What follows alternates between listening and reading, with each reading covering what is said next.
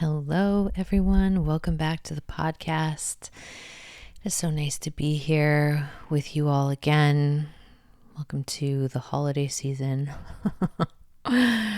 where things might be getting a little intense. Maybe not, but if they are, I'm sending you lots of spaciousness and love and connection. My heart to yours. And today we're going to get into a topic that I feel very passionate about. I did hint to this and talk a little bit about it last week. But this concept of we think we have time. And obviously, because I've been thinking a lot about death and dying this year, this concept has been front and center. And so often we live our lives from this position of, well, we think we have time. And the truth is, we don't know how much time we get. We don't know when the time runs out. All we know is that right now we're here, and right now is going to inform what comes next. And if what comes next is the end, I want to make sure that the way that I'm living right now makes it a good couple last moments at least. And the thing is, where we can get kind of fucked up with this is the idea that, the one day, someday end is more of a reality for other people than it is for me. And we can get locked into this little bit of fantasy where we keep putting off our dreams. We keep putting off the things that really matter to us. And then another year goes by and nothing really changes. And the reason that nothing changes is because, well, if we don't change, nothing changes. And when we want to really shift in that dynamic of upgrading our lives and upgrading our relationships, change is something that is really important that we embrace. And also really sitting with the sobering reality that we actually don't know how much time we get. Now, some people freak out about that, and it can send them spiraling into fear. And I often wonder when that happens, I would love to do some sort of sociological study on this, because when there's like the freak out around, well, we think we have time and this all ends, I have a theory that the reason that can bring up so much anxiety and turmoil for people is because on some level, they know that they have not been living to the fullness of their capabilities, to the fullness of their potentiality. And then when we bring in that very sobering idea that this all ends, and it might end sooner than you think, then the system starts to freak out because it can feel the thread of truth in it. And then it also brings up this very real reality that, fuck, maybe I haven't actually been living to the fullest of my capabilities. Maybe I have been on autopilot. Maybe I have, gotten sucked into the matrix and I've been just going through the motions there instead of really creating myself alive. Instead of really giving this life, whatever amount of time I get, the fullness of my heart, the fullness of my expression. And I do really love taking this temperature with myself on a regular basis, because if I do get a little whacked out of sorts, when I tell myself, Kelsey, you think you have time, this all ends. And if I start to feel a little bit of panic, I'm like, oh, that is really good data. That is really good information, because it's showing me on some level what I have been doing is not in the truest or fullest expression of what I'm actually here to do, my actual capabilities. And so then instead of spiraling into a pit of shame, I take inventory. I sit with it. I'm like, okay, well, what is the thing that wants to come alive that I either just haven't been creating space for, or maybe I'm not fully in approval of it yet, or I've been blocking it in some way, shape, or form. Like, what is going on in my system? And I just get really granular with it. I get really intimate with these parts of myself because ultimately I want to be able to confidently sign my name to the end of my life. I was talking on a coaching call today of this concept of writing ourselves alive, and that every single moment we are writing the biography of our life. We're writing the story of our life every single day, every single choice we make, every single thing we do, every single thing we say is carving a trajectory. And I like to think of it in this frame: is the story that I'm carving, the story that I'm writing, is it one that is worth reading? Is it one that if I was, a spectator or the audience, I would be cheering for the main character? Or would it be like this constant like head palm or like hand palm to the face and be like, oh my God, why? And in those movies where you're just like screaming at the screen, you're like, stop it. Don't go in that direction. What are you doing? I don't want my life to be like that from the outside. And, if someone is reading the story of my life, I don't want them to be frustrated with the habits and patterns that I keep looping myself in. Instead, I want the reader to be inspired by my capacity to meet life fully, be with difficult things masterfully, and move through them with an elegance and an eloquence that inspires them to walk their version of their path and get in right relationship with all parts of their life and develop the skills that are essential to be able to really write a story worth reading. And so when I am playing with these patterns that I've got and I'm doing inventory and I look and see, okay, there are definitely patterns that I run. Like for me, one of the biggest patterns is the alchemy of this fear that when I really let myself have good things, it's taken away. There's a drop. There's the rug gets pulled. That has been a very common experience for me. And I used to get so victimized by it. I was like, this is obviously something unique to me. And then I realized what a universal experience it actually was. And that a lot of people have that pattern of when I let myself have good things, or maybe the way that it manifests is in love, like when I really open myself up and let myself feel love, I let other people know me, then the shoe drops, things change, it ends. And then I'm super blown out by that. And if we've got this pattern running, what it does if we don't alchemize it is that it rules our life. It will become the thing that will hold you back from really stepping into the fullness of your capabilities and your capacity in life and love.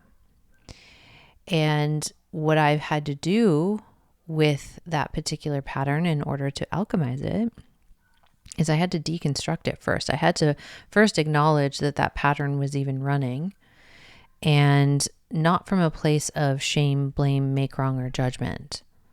You'll hear me reference those 4 gates very often because they are really the arch nemesis to your potential. Like, if you want a healthy relationship, if you want an extraordinary life, you've got to stop running the shame, blame, make, wrong, and judgment, because it's incompatible with a healthy, thriving relationship. And they are also incompatible frequencies and energetics for a healthy, thriving life. And when I look at the pattern, not from the lens of shame, blame, make, wrong, and judgment, but instead from the lens of approval and acceptance, I have more spaciousness to work with it. Because when shame gets in there, it's so high sensation and so uncomfortable that our system just shuts down. It's actually fucking brilliant when you think about it.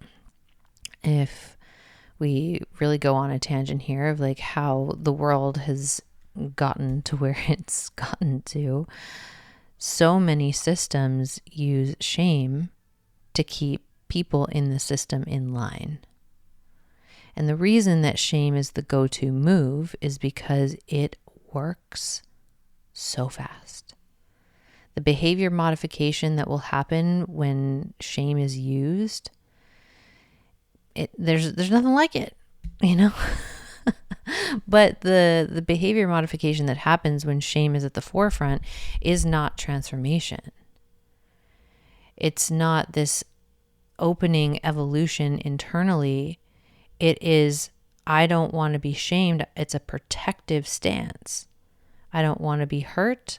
I don't want to be shamed. I don't want to feel this discomfort. It's a protective stance. A protective stance is a closed stance.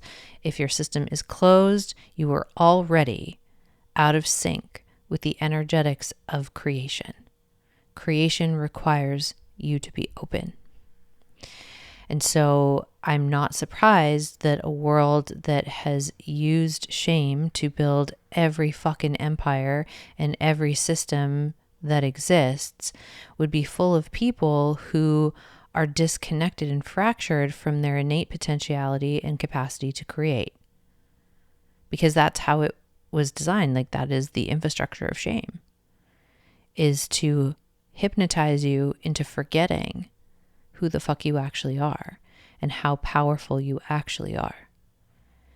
And it gets used in family systems, social circles, communities, education, religion, government, media. It is everywhere.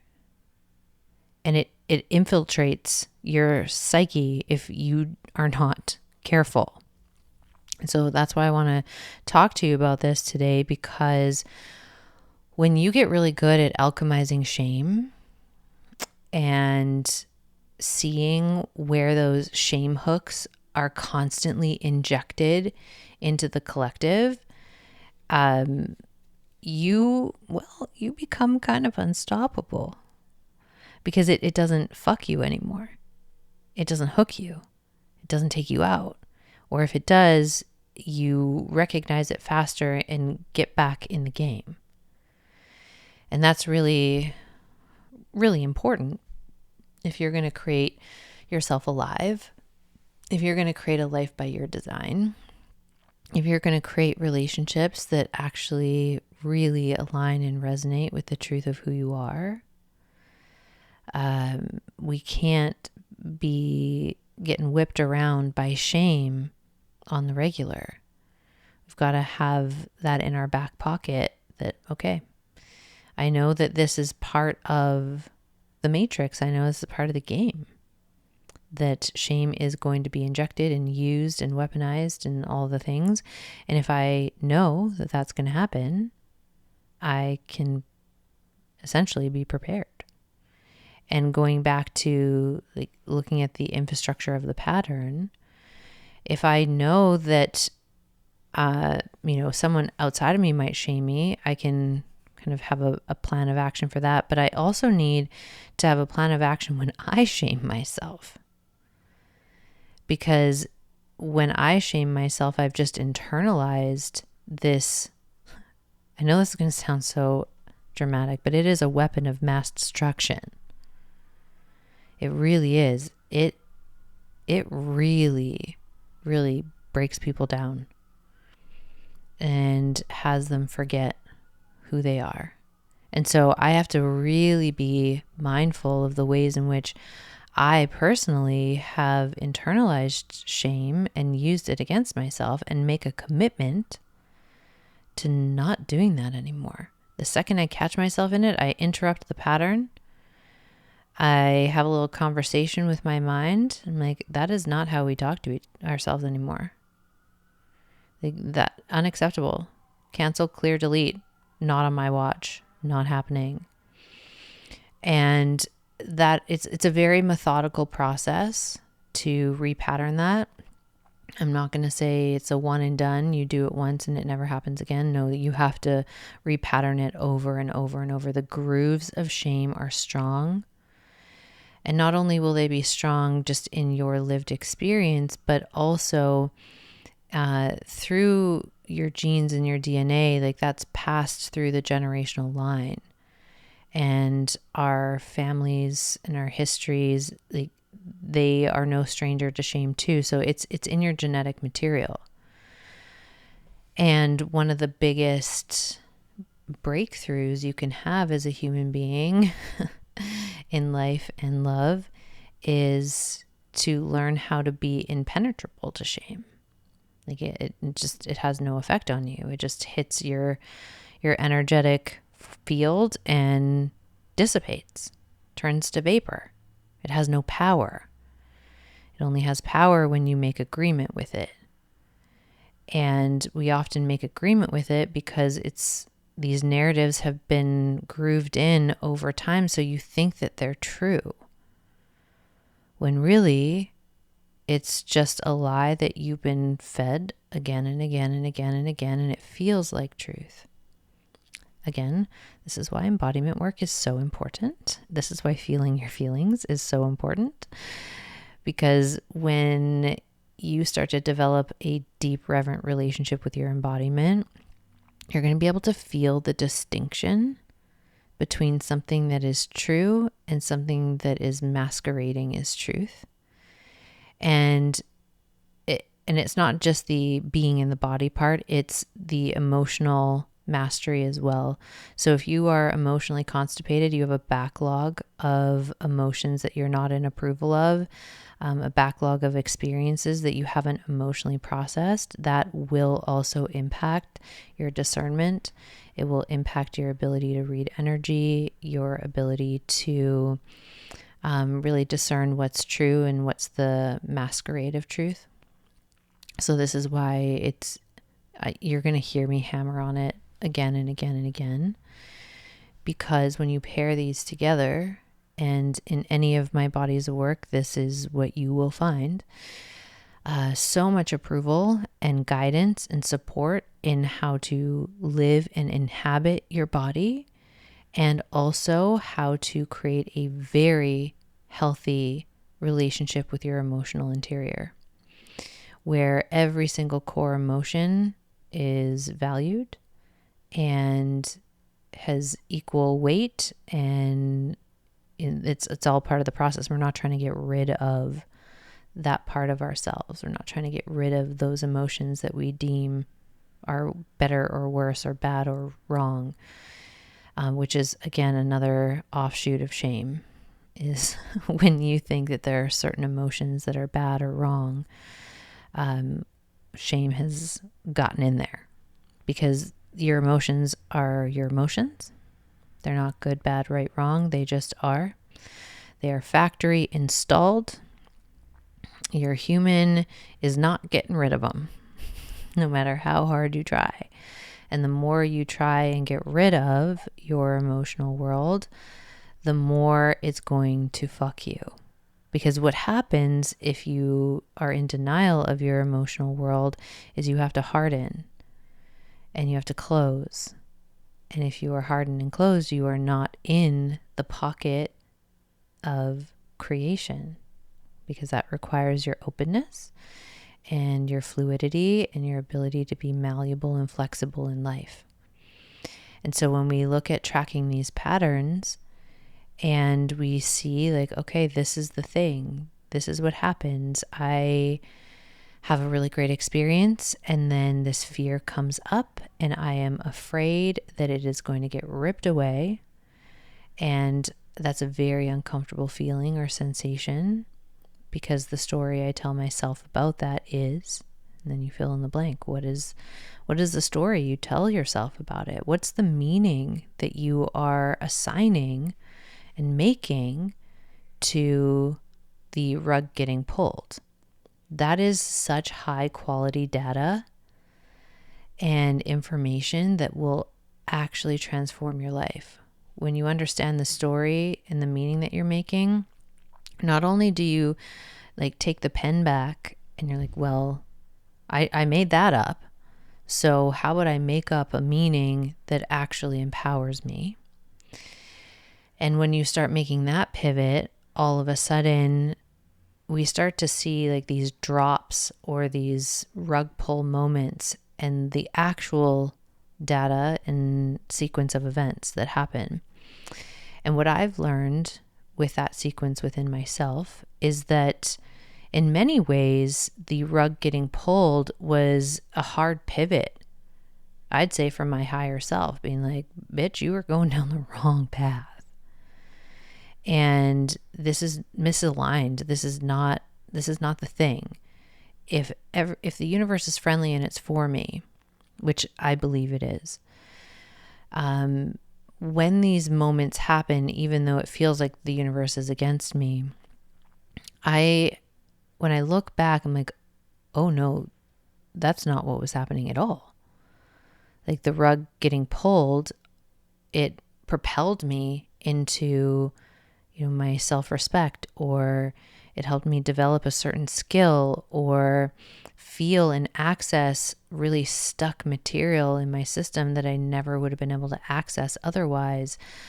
Maybe it was the plot twist turning point where I had been going down a path that actually wasn't in my best and highest good. And so it all, the bottom falls out and you're like, oh shit, well, yeah, of course. Because if I'd gone down that relationship, dang, like I don't even want to think about how boring and misaligned my life would be if I'd continued. And so I have started to clock that there's different evidence there when I'm looking at it through an expanded lens. And then there's also this piece of every single time I have survived. So my actual evidence is that these things don't break me. They have built me. They have allowed me to get to know myself as someone who is very capable, who's very competent, who figures shit out, who is a creative genius and mastermind. Like when these things happen, I've always found a way through. And if you're listening to this, you are in the same boat. Every single drop or fallout, like rug pulled moment, you've actually survived that. And chances are, if we start seeing it through a more expansive lens, you'll see how it has actually been in service to your deepest integration, your truest path, and reclaiming parts of yourself that you otherwise would not have had access to if it had been all smooth sailing. And when we're able to see it from this lens, all of a sudden, the fear of the drop starts to dissipate. At least it has for me, because I'm in right relationship with reality. I sit with myself and I know that there are going to be disappointing moments in life. There are going to be endings in life. Nothing lasts forever.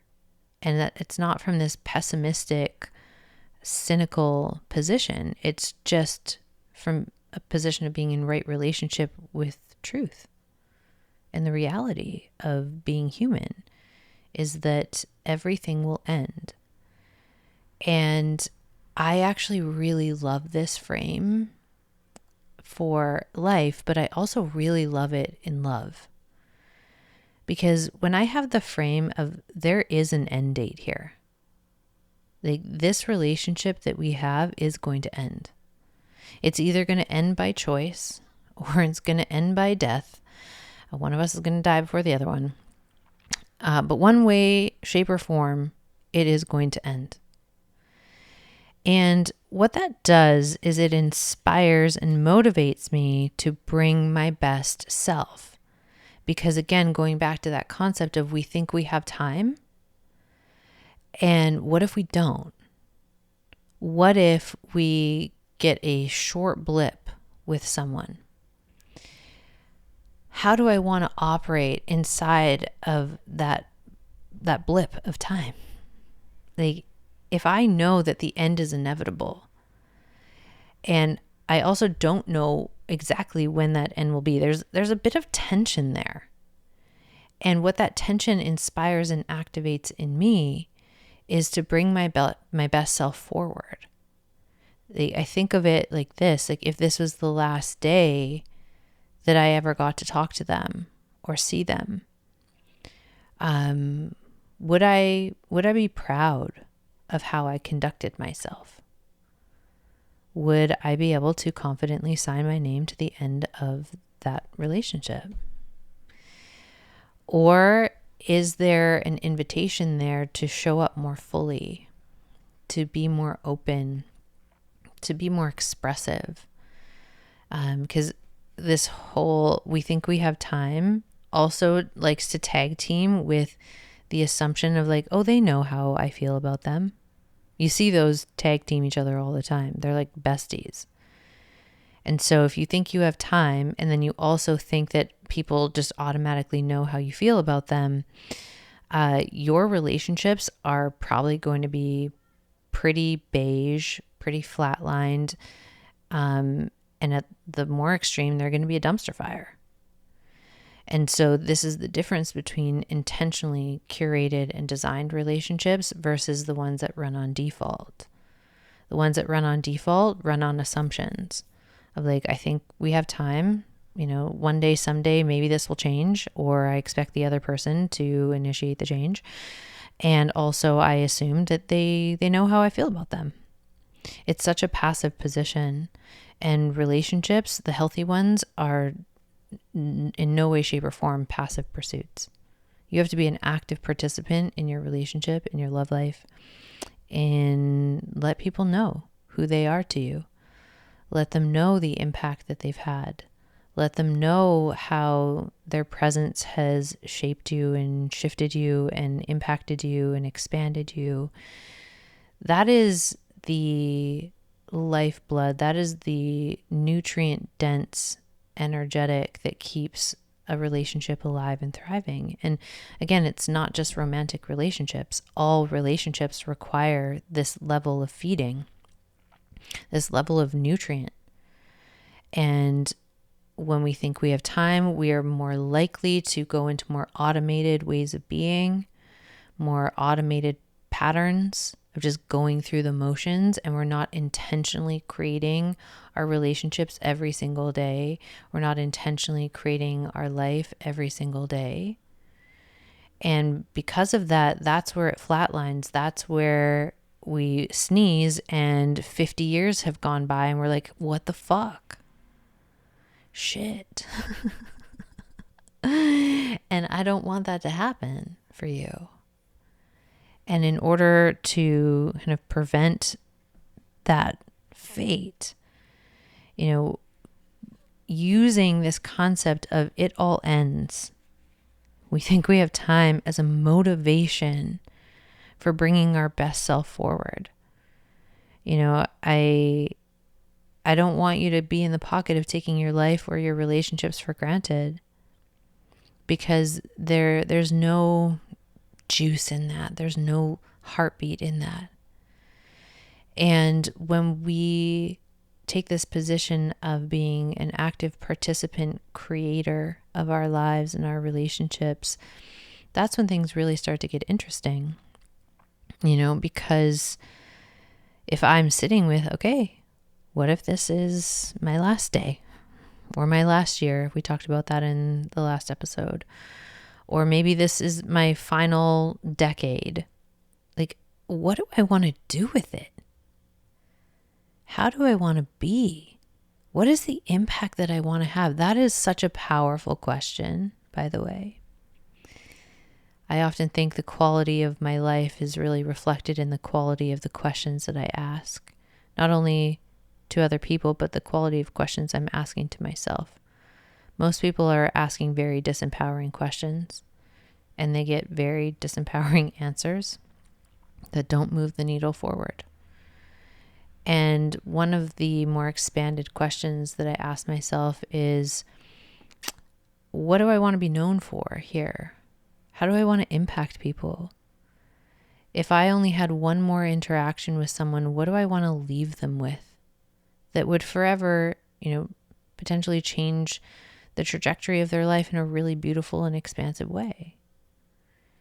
And when I ask those types of questions, I get propelled in a very different direction versus a more guarded position of like, why isn't life working out for me? Why do people never stay? Why does love feel so hard? Like, those are all very disempowering questions that, well, the answer is not going to help you expand. And so if you want a more expansive path and result, you have to ask a more elevated question, which might look like, well, what are my patterns in love? And in what ways have I avoided being responsible for those patterns? In what way am I continuing to avoid responsibility? And what would taking responsibility for it look like? What does cleanup look like? What does accountability look like? I do these integrity cleanups a couple times a year. We're definitely going to be working that into the last year experiment, because while it's also, very much about, okay, if this was your last year, how do you want to spend it? What do you want to create for yourself? And having the infrastructure and the support and the community to stay in the pocket, to have that level of capability and accountability built in. But it's also about like doing some cleanup of the things that are energetically in the way of your greatest, truest, most expansive life. And we don't realize how much energy we burn by having these open loops running in the background. So an open loop would be anything that, like, where your integrity is out. And it will also be anywhere where you haven't had a proper completion, either with somebody relationally, or, it's a lack of completion within yourself or with a project. Like any spot where there's avoidance happening is a spot where we're hugely leaking energy. And if we're leaking energy, then it requires more force in order to create versus really surrendering into the creative vortex of flow and creating from there. So my interest with this particular experiment is to also guide and teach how to get in that pocket of flow by cleaning up the areas where we're leaking energy. And while it can be a little scary sometimes to like face this stuff and like, doing my integrity cleanup or going and making amends or making apologies, what it does is the second you do it, you feel that all of the energy that was going out with the leak, whoom, locks back in. And now you have the energy of 1,000 suns that you can utilize to create and foster and build the life that you feel called to live. See, a lot of people try and skip over that step because it's uncomfortable, because it is a bit crunchy, it's a bit ugly. And then they wonder why they're capped in their relationships or in their life. And every single client that I've ever worked with over the last 16 years, there's always a connection. If there is a block in, a relational block or a money block or any block really in your life, if I go and I take in like my like headlamp and I look with extreme precision, and that's one of my gifts, is being able to see what you can't see and also know the energetic cost to continuing to run those patterns, all of that infrastructure, and your access point to actually cleaning it up and giving you that map so that you can save yourself a lot of time and energy and money and resources on things that aren't actually moving the needle forward because they're having you step over this material. So I will go in with my precise sight and be able to find this for you and give you the map. And then it's up to you. It's up to you what you do with it. I can't transform your life for you. Only you can. I can give you the map. I can be the guide that will walk with you. But I can't do it for you. You've got to do it for you. And when we have access to cleaning up our energy leaks, we are able to, alchemize a lot of shame. Because one of the reasons why we have such big energy leaks like this is because there's so much shame around the cleanup. And we think that we are bad and wrong and horrible people for either having made mistakes or for not handling things well. And that shame prevents the repair or the completion or the closing of the loop. And then it leaks more of our energy. And the more energy leaks, the more we believe these narratives that there's something fundamentally wrong or bad or flawed about us. And it gets really messy really, really fast. So this is, one of the beautiful aspects of the journey that we're going to walk together, because I don't want you getting to the end of your life and being like, fuck, I really did think I had time, but I didn't. And I don't want you living your life on autopilot. I want you all in. I want you to really be lit up and inspired about who you are and see the beautiful human that is you.